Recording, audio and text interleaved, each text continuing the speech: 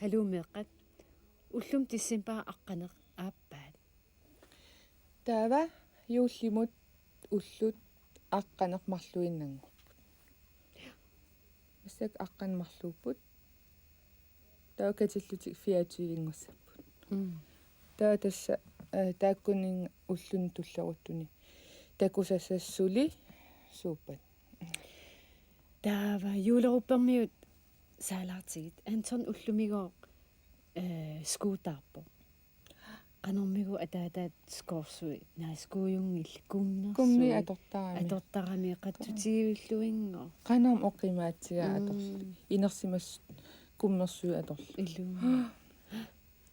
лиликнуд аампа пикууюа мааруи илагалуу хоохоомукарпу тассанилугу оқалуттуарпо юуллими тикаартоқассаллутит тааккуа тикараартуи тассааппут тикераартуссаат атса анна уя Johanne таавел меэра Johan Benny Arne Frida Agnes Tove сулуаарлуго лилесаа тааккуу тикераартуриссаваа таа аама массакку анаана улапитториоруйуссуу иффиорлуни каагерали атаатаатау мамариса санассаамиу простит нулиа анеро простинулиата юуллимисиннаттуисеққулуттуаралли таамат тунгу атилли каагеэққа анаанассанерпаа юулли тамаас мамариса атаалаартқа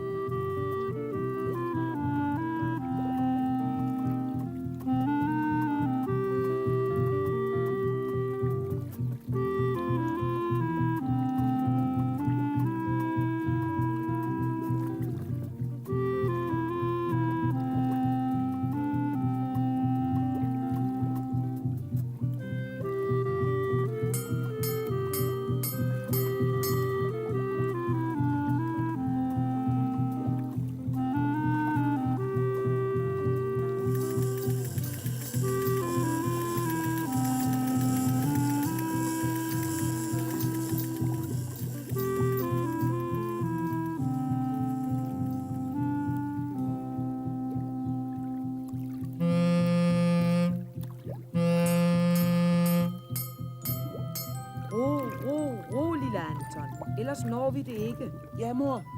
Rolig, lille Anton. Ellers når vi det ikke. Vi støder på. Skynd jer! Færgen kommer! Vi skynder os alt, hvad Anton kan. Lille Knud, pas dog på. Hvis vi kæntrer, når vi det ikke. Nej, mor. Løb!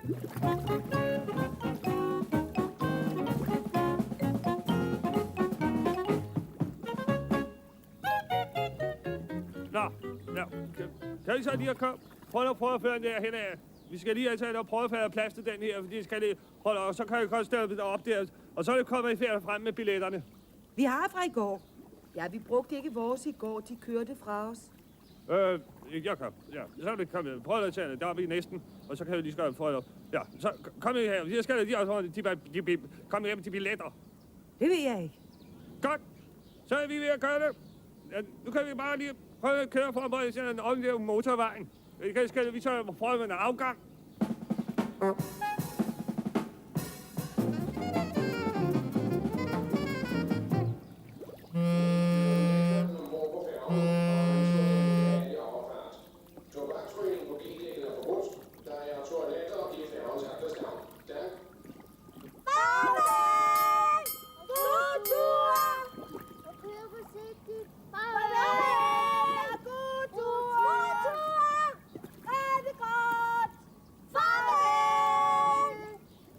kom. Vi går ind i butikken, ikke?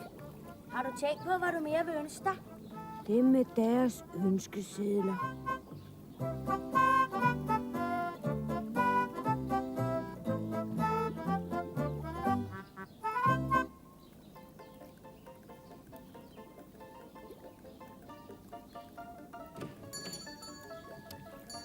For der er det med en kattekilling, at den tisser alle vegne, ikke? Det gør en hundehvalp også. På sin side. Tror du? En kattekilling skal bare have en kasse. Med sand i. Det siger Gus. Med sand i. Er det nok, ikke? Ja, så skal den altså lære at gå i kassen, når den skal. Så tror jeg alligevel, at jeg vil ønske mig en kattekilling. Må jeg så få hundevalpen? Jeg ønsker mig sønæser. Du skulle hellere få noget luft under fødderne og hjælpe os med at stille tilbudene ud, ikke? Din hønæse. Vi har strømper uden fod, en tomat så rød som blod, og en gammel gulerod kan du få for en krone. Vi har strømper uden fod, en tomat så rød som blod, og en gammel gulerod kan du få for en krone. Ja, vi har strømper uden fod, en tomat så rød som blod, og en gammel gulerod kan du få for en krone.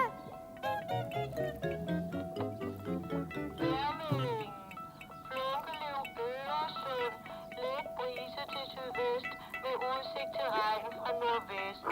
Hele hestepær, lidt brise fra nordøst. Farvel, far, skifter rum.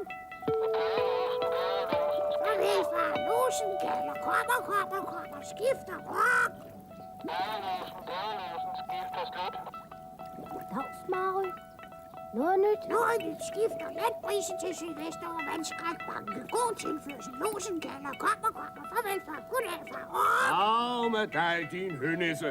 Nå, Mary, har der været noget? Let brise til sydvest, losen kalder, kommer, skifter rum. Jamen, så kalder jeg. Det var fint, Mary. Må Mary gå en tur med mig? Tur med mig, Mary. Hele hestepær, syd til sydvest, skifter. Ja, snup du hende bare. Hun har godt af lidt lugtforandring. Hallo, losen her, skifter.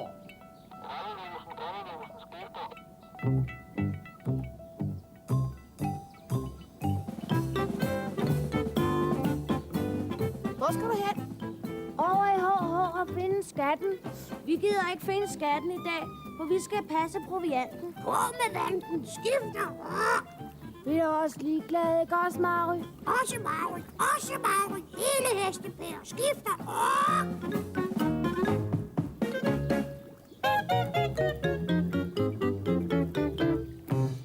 Vend ryggen til, Mary. Det er hemmeligt, det her. Og ikke lytte. Ikke lytte, skifter. 4-5 fra sydvest. God tilførsel af hestepær. Hvem er det? Knud og Mary. Nå, ja. Syrø Olsens sorte kat. Og Mary. Kom ind.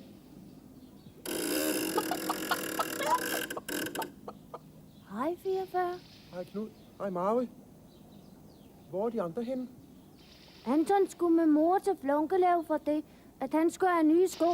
For det, at han tabte de andre, og det skulle han også have været i går. Jamen, hvor er tøsene så? Vera og Kaja, Adgang forbudt for tøser. Rum. de skulle jo passe butikken for Veras mor.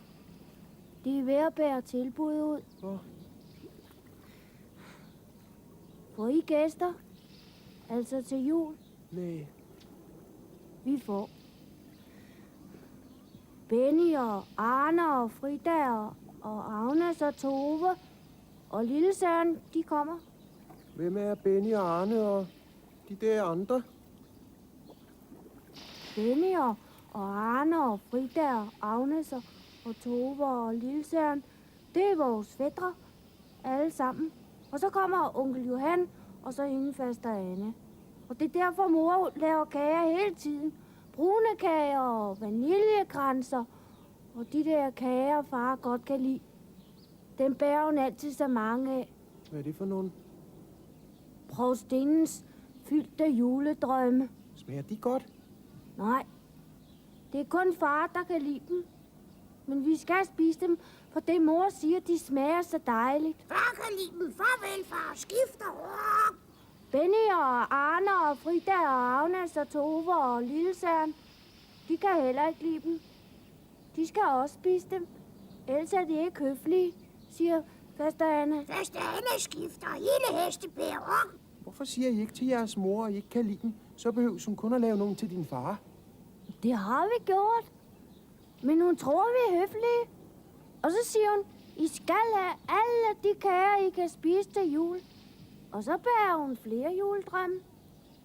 Heldigvis kan Torbisen godt lide dem også. Skulle vi ikke gå på skatjagt? Jo. Jeg sad lige og kiggede på kortet. Ved du, hvad jeg tror? Nej. Sig det. Sig det, sig det. Regn fra nordvest, sky med udsigt til torden skifter. Jeg tror, at skatten er gemt ude på jeres holm. Måske. Altså. Kom, lad os rute ud med det samme. Jeg gider ikke ro. Jeg får ondt i armene, fordi de ikke er så lange, siger mor. Jeg skal nok ro. Og du går hjem, Magda. Gå hjem og læg æg. Gå hjem og læg æg. Skifter.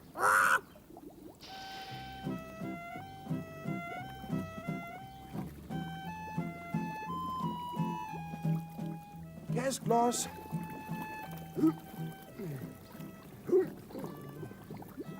Tror du, skatten er over hos os? Goddag, skat. Vind fra sydvest. Skifter. Måske. Anton bliver sur, hvis vi finder skatten. Han bliver altid sur. Altid sur. Over hans bare 3-4 skifter. Sid stille. Det gør jeg også. Der.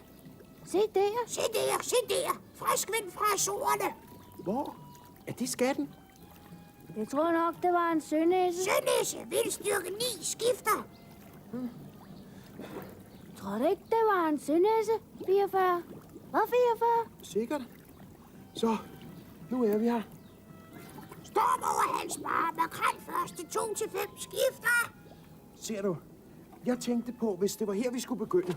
Så, 8 skridt frem. 1, 2, 3, 4, 5, 6, 7, 8. Mod øst. Det stemmer. Kom. 1, 2, 3, 4, 5.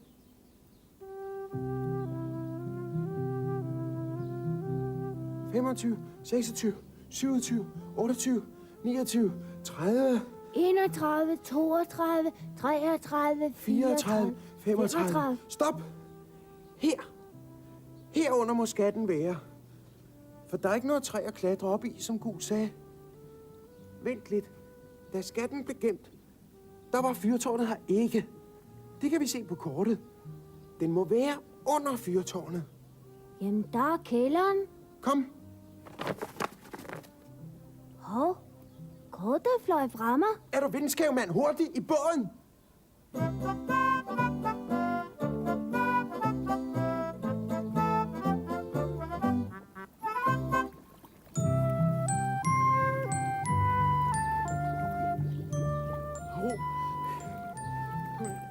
Der er det. Det ligger der. Hvor? Lige uden for Veras mors butik. Hurtigt, fang det!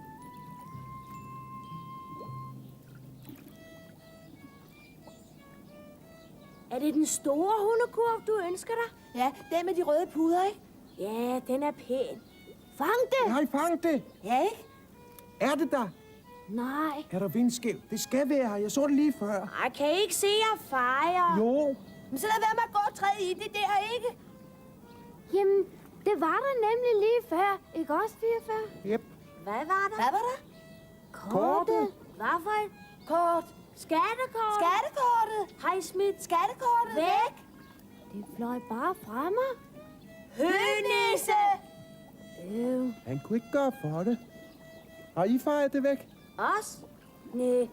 Vi har bare fejret alt snavset og det gamle papir op, der lå her uden for butikken. Hvor har I smidt det hen? Hvor tror du? I skraldebøtten. Og hvad så? Kom, Knud. Vi ser i skraldebøtten. Okay. Hønisser! Juhu! Hvad er der? Det var der. I skraldbøtten. Hønæsser. Bussen kommer.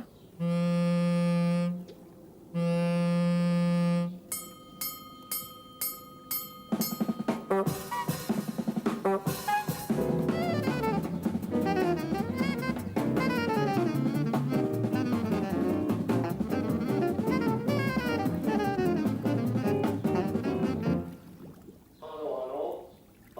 til Lillebymagde bedes indtage deres pladser i fiskebussen. For de øvrige rejsende er der landgang i færgens styrbordsside. Vi håber, de har haft en behagelig overfart og siger tak for besøg og på gensyn.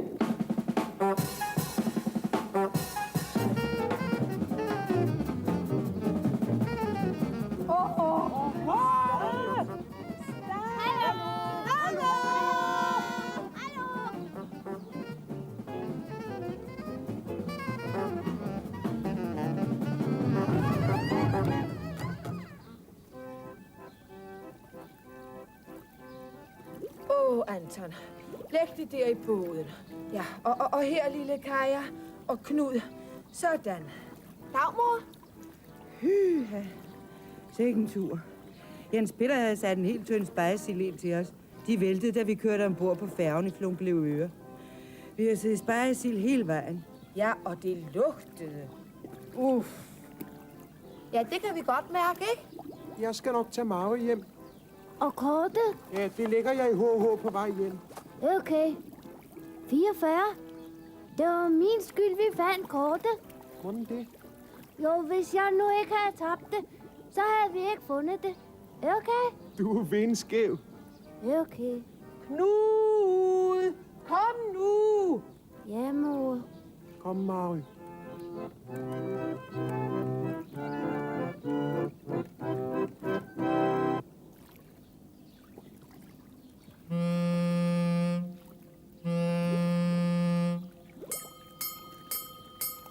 Er du vindskæv 3-4 fra nordøst? Hele hestepære. Meget goddag, far. Nå, der er du igen, Marie. 37, 28, 39, 15. Se, min sønnæse. Er det skatten? Er det skatten? Er det skatten? Skifter meget. Hvad er det, hun snakker om?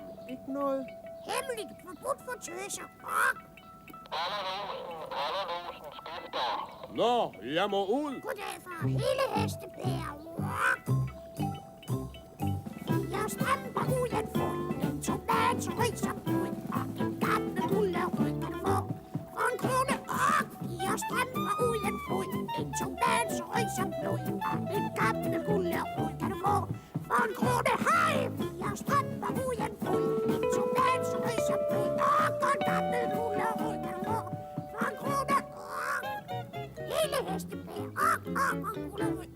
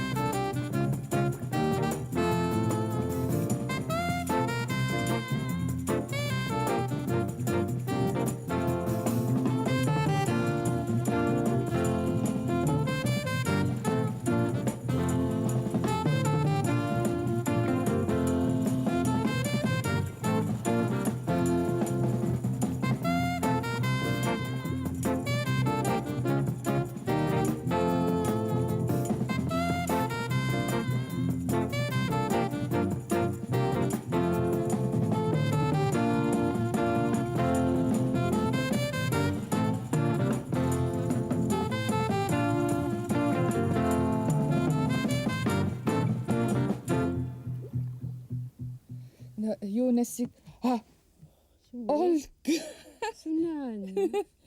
Nu tager Natursunger simmer. Ufame. Juleru færbu i sin navn. Kipitisimafum. Kirkebigamisi. Uma il amhanu. Nej. Kipinaqarsima. nā Таррсуутеқарпи. ia taqarsuuteqarpunga taku immin altaqoqqaalaariaa Кипитиссима. уа tikkungasuni Сиккортуиннаапа. ilahi Сутиссимасугуна иммақа.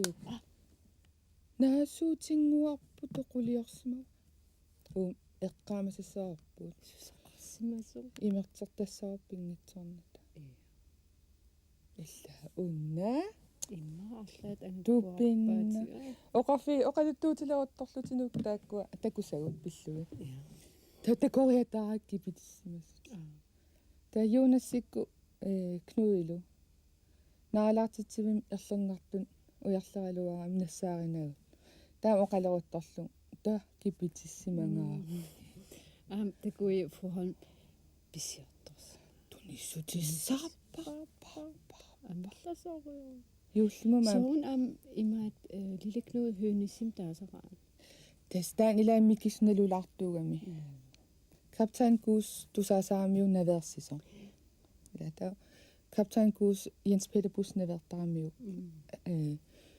hønissim taagorlu ta lileknu isumaqaam sønissim oqarto tassaunissia imarmiut taamaatoqangivistaavalu taak angajulliila Kaptajn Gus naversiso.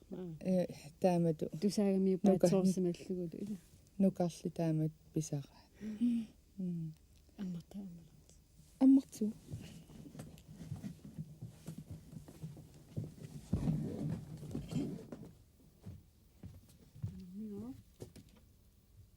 그럼 аммаарсима не оқалуттар сугулитаалуссаа. нуутаатеқарнаталила Ярсуукаами илиа. таакун фиарсунеққаан илиаллорниа пиффисақангинна таамуллу нуутисиниассаллут Иммаатаан имма аторумаарпа. уллуарлаани таавалу аамна наасууту ниссиарату qangaruussuarsamмиллу Уффами. Нисиаратиу пууюувиппа. илписиниарникуарлаани писсаани Qanittuk taakku oqaluuseri riikkau aaju исиара tuskisimugu taakpigaag ill immaa pisniarnikuut. тассами таан уна анаанақ ниссиақ анаанаа пууси амиан питсиккак улапитториуссуусаамим таанила анаанаагами таа эққарсарлун имма аторсиннаага улоқарлуними аам пигамила аам улу тунissutиссиорсиннаасиммааюулла Ulu.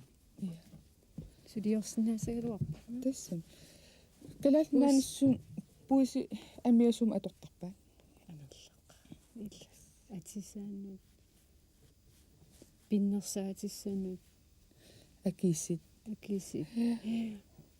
аама ангаллатин атортарпаа сууту умия Qaya. qajarlu sunamita sanassava nissiaq anaanaatila Immaatunisitsan sanassa. ilimana Imma suufamin akisissamin. Immaluunni qitorngan sanaatissavai. maqalun aqatissaa Kavaayaaqqamitlumi immaluun aqatis. takussaarpu yuullerpa imma yuulliaqqam takussausun sanassimina Illa.